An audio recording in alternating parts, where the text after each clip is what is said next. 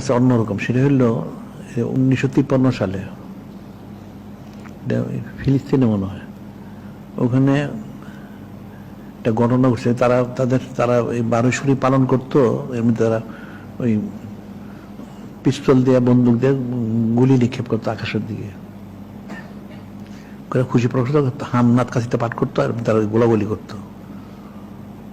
তো তখন একটা গুলি গিয়ে বলা যে একটা খ্রিস্টান একটা মেয়ে তার মাথায় লাগছে।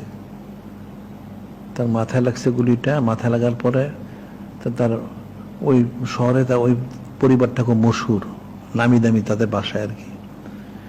এখন যখন মাথায় লাগছে তার হাসপাতালে নিয়ে গেছে কাছে, তারা কিছু করতে পারবে না, নিয়ে গেছে বড় একটা হাসপাতালে নিয়ে গেছে। যখন তারা বলছে যে কঠিন অবস্থা, মাথায় লাগছে, তার বাঁচা সম্ভব না, মাথা তার রক্ত ক্ষরণ হচ্ছে, বেহুশ হয়ে গেছে।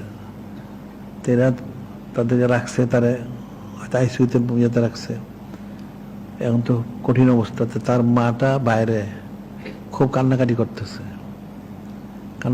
বলছে ইয়া রাসূলুল্লাহ, হাবিব আল্লাহ, আপনাকে মুসলমানরা আপনাকে রাসূলুল্লাহ জানে, আপনি সাইদুল মুরসালিন অমুক জানে, কিন্তু আপনার মুসলমানরা দেখেন আমার কি করছে, আমার মেয়েটাকে মেরে ফেলছে।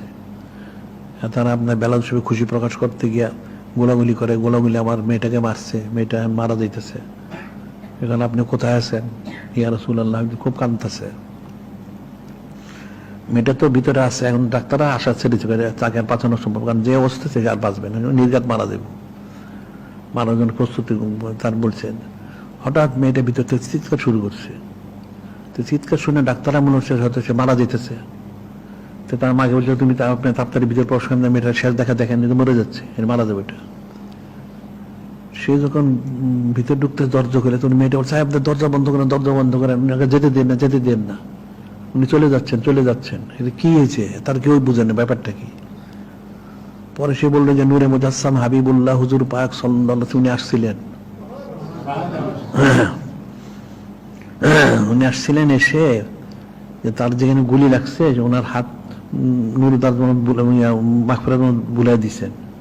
দেওয়ার পর আমার রক্ত পড়া বন্ধ হয়েছে, আমি পরিপূর্ণ সুস্থ হয়ে গেছি। সুবহানাল্লাহ।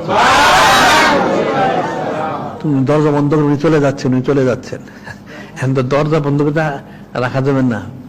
পরে তার যে সত্যি ডাক সব তাজ্জুব হয়ে গেল, এদিকে তার সমস্ত লোকগুলি মুসলমান হয়ে গেছে। সুবহানাল্লাহ। ওই তার ফ্যামিলি যারা ডাক্তার ছিল, যারা প্রত্যেকে মুসলমান হয়ে গেছে। এই যে বিষয়টা, এটা আকীদার বিষয়। তো এখন সে একটা খ্রিস্টান মহিলা, সে তো ইমানদার না, কিন্তু তারপরে সে কান্নাকাটি করলো, আরজু করলো, দোয়া করলো, ইয়া রাসূলুল্লাহ, মুসলমানরা আপনাকে রাসূলুল্লাহ বলে, আপনার বেলা খুশি প্রকাশ করতে এই কাম করলো, গুলি করলো, আমার মেয়েটাকে মেরে ফেললো, মারা যাচ্ছে মেয়েটা, আপনি কোথায়, আপনি কি করেন, ওটা দেখেন ইসা, অনেক কিছু যা বলতেছিল। এই সময় হঠাৎ ভিতরে আওয়াজ শুনলো, মেয়েটা চিৎকার করতেছে, তার মাকে ডাকতেছে, দেখেন, উনি চলে যাচ্ছেন। উনি তো ইয়ে করে তার সুস্থ করে দিচ্ছেন, তারপরে অদৃশ্য হয়ে গেছেন। তার দরজা বন্ধ করেন, দরজা বের হবে না। যাই হোক, পরে কি হয়েছে তখন সে বললো ঘটনাটা। তখন তারা দেখলো সত্যি ডাক্তার একদম পরিপূর্ণ সুস্থ। সুবহানাল্লাহ।